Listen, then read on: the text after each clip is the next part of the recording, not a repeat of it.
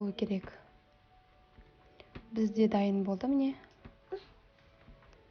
Енді кремімізді қосып, барлығын жақсылап араластырамыз.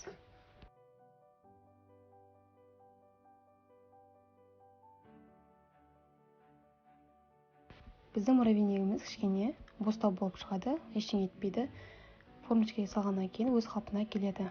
Сізде осындай бутылканың крышкасы болса, жасауға болады осында, немесе басқада формочкамен жасауға болады. Барлығын орташа етіп салып, осылай барлығын дайындап аламыз.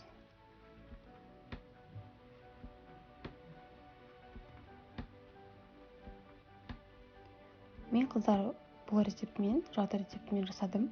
Де 18 штук муравейник шықты. Сіз қаласаңыз, толық рецептімен жасасаңыз болады. Муравейнигіміз 4 сағаттан кейін өте жұмсақ болып тұрады. Жасап көріңіздер, сәттілік.